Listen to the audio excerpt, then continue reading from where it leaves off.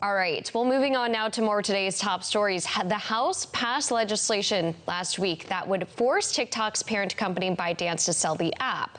Officials have warned for years that TikTok is a national security threat because China requires its companies, if requested, to share data with its government.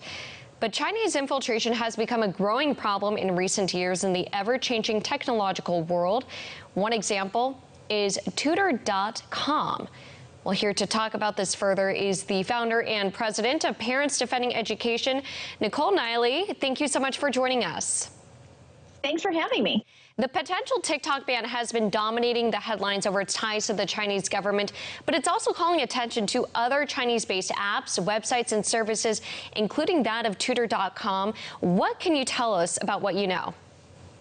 Sure. As you said, TikTok is not the only Chinese-owned platform that Americans should be worried about. Tutor.com is an online tutoring service that was purchased several years ago by a Chinese company called Primavera Holdings. And Primavera Holdings actually is the parent company of ByteDance. And so if you think that they're taking you or your child's information from TikTok and from that algorithm, then can you imagine what they're going to do when they have access to things that your children are learning in school? Because unfortunately, school districts on a regular basis gather vast amounts of information, surveying students about, their parents' political orientation, if they have guns in the home, different things like that, as well as obviously social security numbers, addresses, IP addresses, things like that. And so I think when we realized this was taking place, we just wanted to sound the alarm and let parents know, hey, there's yet another thing you should be worried about that schools, frankly, don't have lockdown.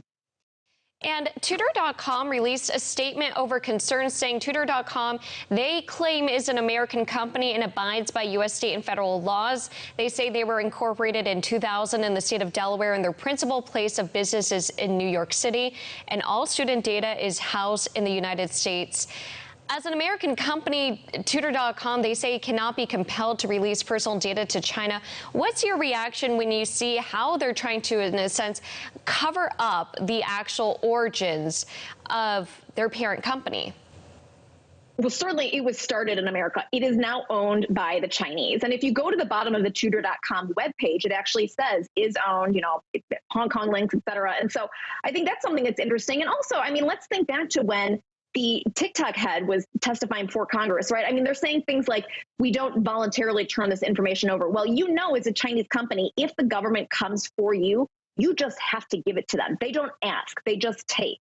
And it's also worth noting that the Primavera CEO and founder, Fred Hu, has extensive ties to the Chinese government and the Chinese Communist Party.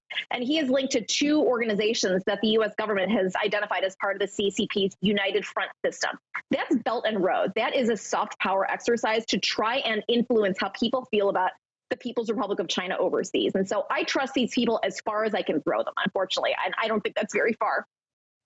And this seems to be an ongoing issue where you have a company's parent company having ties to China under the guise of being a U.S.-based company. But you really unfolded or really told our viewers what's going on. At first, it was here in the U.S., but now their parent company, Primavera Holdings.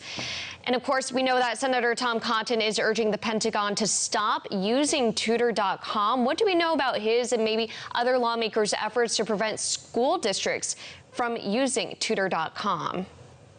Yeah, well, Senator Tom Cotton really stepped up because he realized that the Department of Defense's Education Association, DODEA, which oversees, children who are learning on military bases around the world, have been using this service as well. And so this is the kind of thing where, you have access to what members of the military are in what locations at what time. And again, collecting information about what these children, if it's on a kid's network at home. I think what's frightening is that we as Americans don't even really fully have our arms around the amount of information that is being sucked in and then transmitted to the Chinese government, how that will be used against us.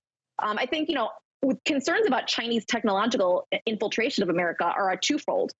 The first is, what are they taking from us? And the other is, what are they putting into our children's heads? What are they tutoring? Are they telling our children about the 3 Ts? Are our children learning about Tiananmen and Tibet and the Uyghur genocide? Or are they just learning a very sanitized version of history? And so I think there's both an offensive and a defensive concern taking place with these tech platforms.